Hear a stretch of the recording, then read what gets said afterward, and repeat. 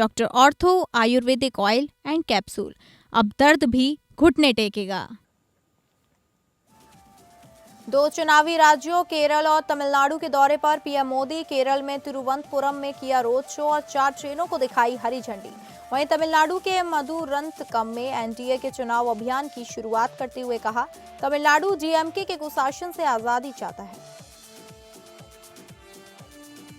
मध्य प्रदेश के धार जिले में तनाव के साथ पूजा और नमाज साथ साथ सुरक्षा के साथ व्यवस्था के बीच भोजशाला परिसर में वसंत पंचमी की पूजा और नमाज दोनों शांतिपूर्ण तरीके से हुई संपन्न। अंकिता भंडारी हत्याकांड में भाजपा प्रदेश प्रभारी दुष्यंत गौतम का कथित वीआईपी के तौर पर नाम आने के बाद बीजेपी ने बनाई दूरी। दुष्यंत गौतम बीजेपी के पोस्टरों से गायब। चित्रकूट में व्यापारी के 13 वर्षीय बच्चे का अपहरण, फिरौती नहीं देने पर बच्चे की निर्मम हत्या। हंगामा बढ़ने पर पुलिस ने की कार्रवाई। एक आरोपी एनकाउंटर में ढेर, दूसरा घायल।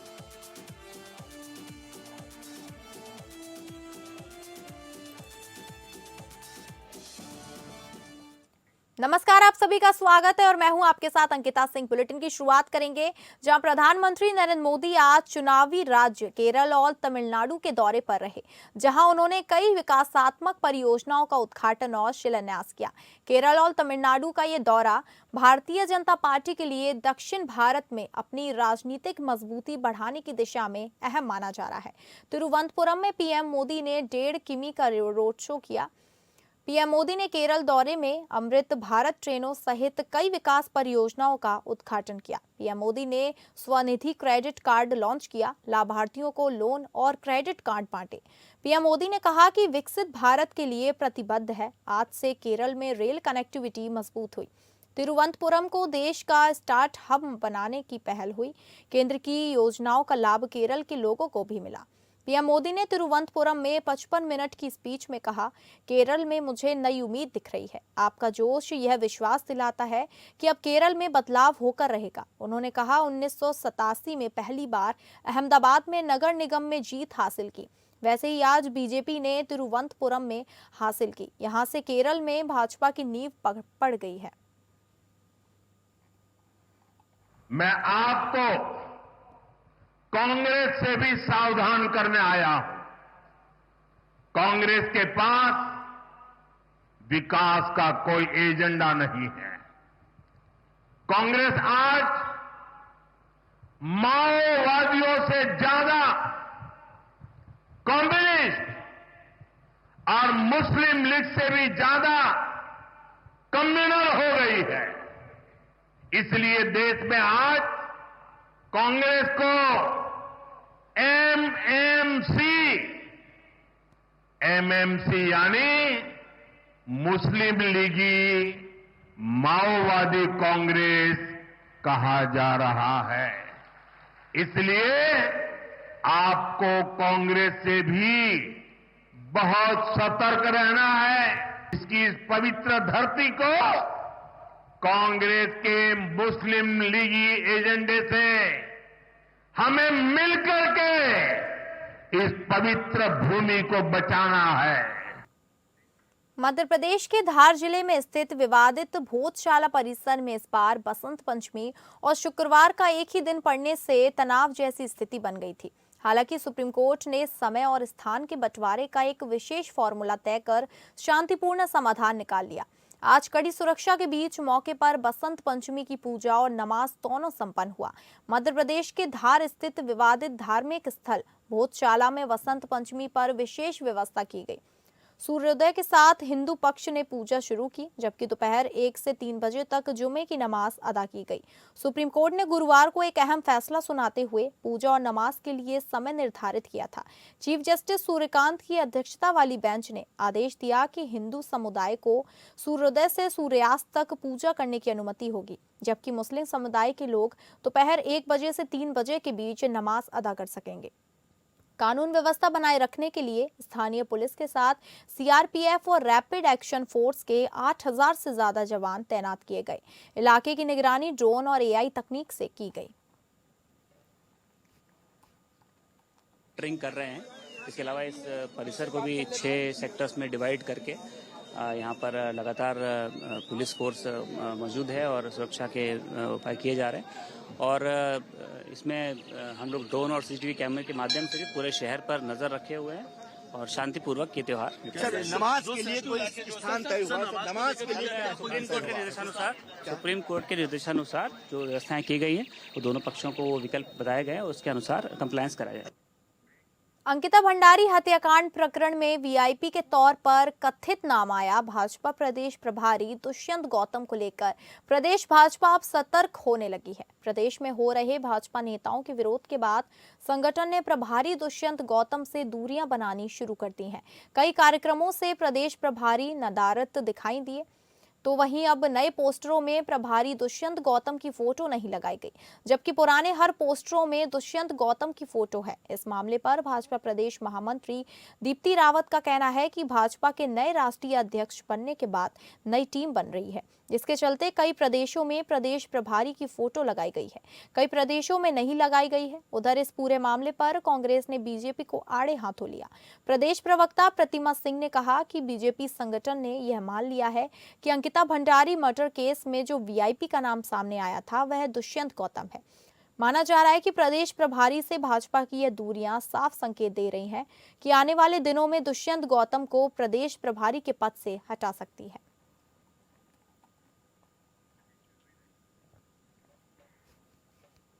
राष्ट्र की सीमाओं की रक्षा में सदैव अग्रिम पंक्ति में खड़े भारत तिब्बत सीमा पुलिस बल के हिमवीर एक बार फिर राष्ट्रभक्ति, शक्ति, शांति और बलिदान की कसौटियों पर खरे उतरने दिखाई दिए हैं। लोहाहाट के छमनिया चौड़ स्थित आईटीबीपी की 36वीं वाहिनी का पूरा परिसर गणतंत्र दिवस की आहट के साथ तिरंगे की रोशनी और देशभक्ति के रंगों से जगमगा उठा है। रंग बिरंगी विद्युत सज्जा से सुसज्जित यह परिसर न केवल गणतंत्र दिवस के आगमन का संदेश दे रहा है, बल्कि हर आने जाने वाले को आओ मिलकर राष्ट्रवाद, संविधान और राष्ट्रीय अस्मिता की रक्षा का संकल्प लें का आह्वान भी कर रहा है। चारों ओर गूंजते देशभक्ति के नारे, अनुशासन में खड़े हिमवीरों की दृढ़ आकृतियां और राष्ट्र सेवा के प्रति समर्पित भावनाएं, यह दृश्य हर व्यक्ति के मन मस्तिष्क को राष्ट्रभाव से तरंगित कर रहा है। जवानों की हर गतिविधि, हर स्वर, हर कदम भारत माता के प्रति अटूट आस्था और निष्ठा का प्रतीक बनकर उभर रहा है। इस अवसर पर 36वीं वाहिनी के कमांडेंट संजय कुमार ने कहा कि गणतंत्र दिवस केवल उत्सव नहीं बल्कि आत्म मंथन का अवसर है। यह पर्व हमें हमारी राष्ट्रभक्ति की क्षमता को परखने और देश सेवा के नए संकल्प लेने की प्रेरणा देता है। साथ ही ये भी याद दिलाता है कि जिस देश से हम सब कुछ पाते हैं उसके लिए हम बदलने में क्या दे रहे हैं, यही सच्चा राष्ट्र धर्म है। आईटीबीपी के हिमवीरों का ये संदेश स्पष्ट है कि राष्ट्र की सेवा केवल सीमा पर नहीं बल्कि विचार, संकल्प और आचरण में भी होनी चाहिए। गणतंत्र दिवस की यह रोशनी आने वाली पीढ़ियों को संविधान, एकता और अखंडता की रक्षा का मार्ग दिखा रही है।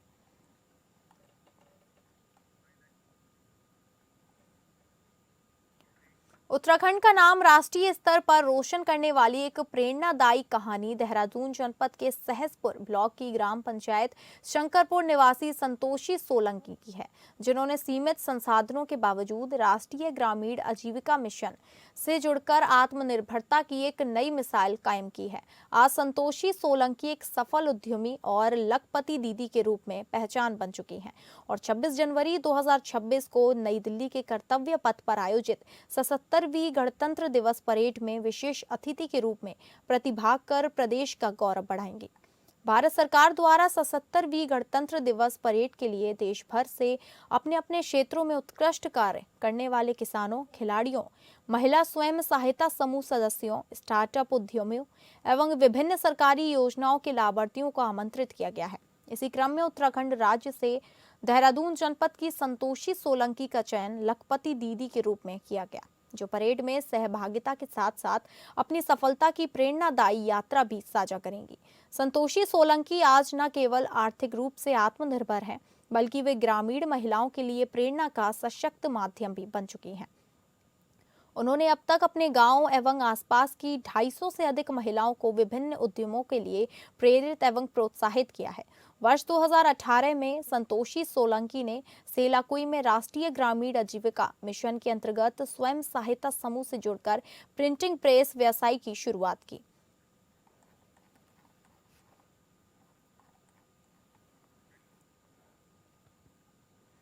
दिल्ली के राष्ट्रीय रंगशाला कैंप में आयोजित गणतंत्र दिवस पूर्व सांस्कृतिक संध्या झंकार में उत्तर प्रदेश की टीम ने बाजी मारी है। यूपी की टीम ने रक्त बीज बध के कथानक पर आधारित ओजपूर्ण बुंदेली लोक नृत्य प्रस्तुत किया। इस दल में बुंदेलखंड क्षेत्र के कुशल लोक कलाकारों ने अपनी कला का प्रदर्शन किया, जिसमें देवी दुर्गा द्वारा असुर रक्त बीज के संहार के दृश्य को नृत्य के माध्यम से जीवंत किया गया।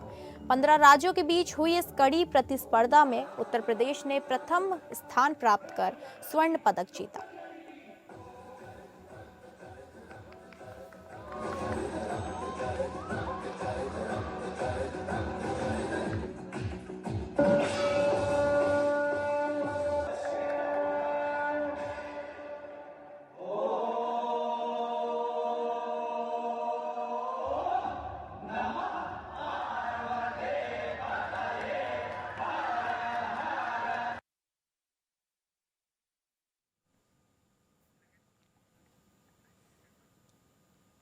छत्तीसगढ़ की राजधानी नवा रायपुर एक बार फिर साहित्य, संस्कृति और विचारों के संगम की साक्षी बन रही है। रायपुर साहित्य उत्सव 2026 का आज भव्य शुभारंभ हुआ, जहां देश भर के ख्यातनाम साहित्यकार, विचारक, कलाकार और बुद्धिजीवी एक मंच पर जुटे। वसंत पंचमी और नेताजी सुभाष चंद्र बोस जयंती के अवसर पर आयोजित इस साहित्य उत्सव का शुभारंभ राज्यसभा के उप सभापति हरिवंश ने किया। कार्यक्रम की अध्यक्षता मुख्यमंत्री विष्णुदेव साय ने की, जबकि विशेष अतिथि के रूप में विधानसभा अध्यक्ष डॉक्टर रमन सिंह मौजूद रहे। उद्घाटन सत्र में वंदे मातरम, भारत के नवजागरण का प्रवाह विश्व पर संवाद हुआ, जिसमें राष्ट्रीय स्वयंसेवक संघ के वरिष्ठ विचारक जे नंद कुमार और प्रख्यात लेखक डॉक्टर ADN वाजपेयी ने अपने विचार रखे। उत्सव के पहले ही दिन समकालीन महिला लेखन, डिजिटल साहित्य, कविता की नई चाल और जेनजी सोशल मीडिया और रचनात्मक जैसे विषयों पर गहन परिचर्चाएं आयोजित की गई, जिनमें देश की जानी मानी लेखिकाओं, लेखकों और प्रकाशनों ने भाग लिया।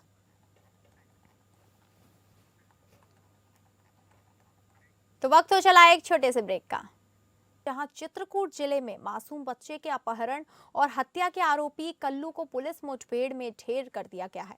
वहीं एक अन्य आरोपी इरफान के भी पैर में गोली लगी है। बरगढ़ थाना कस्बे के बाजार क्षेत्र से जुड़ा एक दर्दनाक मामला सामने आया है, जिसमें एक व्यापारी के 13 वर्षीय बेटे को शातिर अपराधियों ने पहले अपहरण किया और फिर फिरौती न मिलने पर उसकी हत्या कर दी। कल शाम करीब 6 बजे बरगढ़ बाजार से आरोपियों ने किशोर को बहला फुसलाकर अपने साथ ले गए। परिवार द्वारा इसकी जानकारी पुलिस को देने के साथ ही इधर से फिरौती की मांग भी की गई। परिजनों द्वारा फिरौती न देने पर आरोपियों ने युवक की हत्या कर दी। पुलिस जांच और सीसीटीवी फुटेज में खुलासा हुआ कि आरोपी इरफान 10 दिसंबर तक व्यापारी के घर में किराए पर रहता था। अनबन के कारण कमरा खाली करने के बाद उसने लिए अपने एक साथी के साथ मिलकर षड्यंत्र रचा। फिलहाल शुक्रवार तड़के पुलिस ने हत्यारोपी कल्लू को एनकाउंटर में ढेर कर दिया है।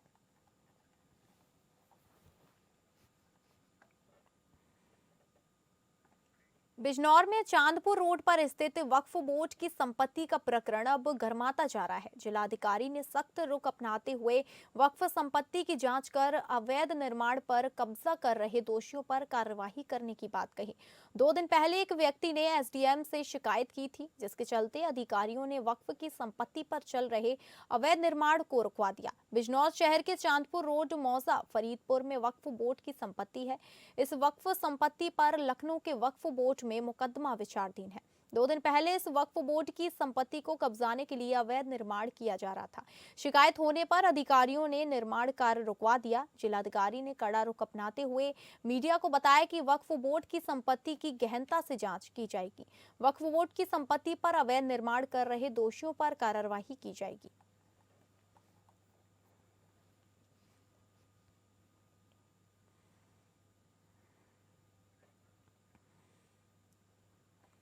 कानपुर के धनकुंटी में पुलिस ने बड़ी छापेमारी की है। हवाले का करोड़ों को कारोबार करने वाले के पास से पुलिस ने लगभग 2 करोड़ का कैश और लगभग 60 किलो चांदी, जिसकी कीमत पुलिस अधिकारियों ने अनुसार 2 करोड़ के आसपास बताई जा रही है, बरामद की गई है। इस तरह से कुल 4 करोड़ का भांडाफोड़ पुलिस द्वारा किया गया, जिसमें नेपाली करेंसी भी बरामद हुई एवं 5 सदस्यों को गिरफ्तार किया गया। हालांकि पुलिस की माने तो इस सिंडिकेट से जुड़े हुए और भी लोग जिले में सक्रिय हो सकते हैं।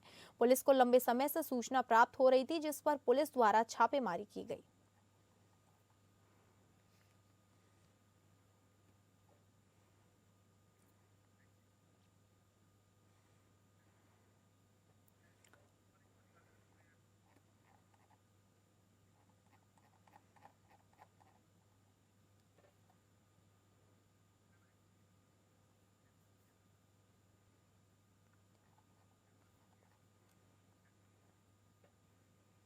वसंत पंचमी पर बाबा भोले शंकर की नगरी देवघर में मंदिर में श्रद्धालुओं की भारी भीड़ देखने को मिली। सुबह से ही श्रद्धालु बाबा भोलेनाथ पर जल अभिषेक कर और माता पार्वती की आराधना करते दिखे। मंदिर में श्रद्धालुओं की भीड़ को देखते हुए प्रशासन की भी तैनाती की गई। सुबह से ही श्रद्धालु मंदिर में भी लगातार भगवान भोलेनाथ का दर्शन करने के लिए इंतजार करते दिखे। बसंत पंचमी के मौके पर श्रद्धालु अपने और अपने परिवार के बेहतर भविष्य की कामना करते दिखे। मंदिर प्रबंधन की तरफ से रमेश परिहार ने बताया कि आज बाबा का तिलक उत्सव मनाया जा रहा है। पौराणिक मान्यताओं के अनुसार उनके ससुराल के लोग यहां पर जाकर भगवान भोलेनाथ को जल चढ़ा रहे हैं और उन्हें शादी के लिए आमंत्रित कर रहे हैं।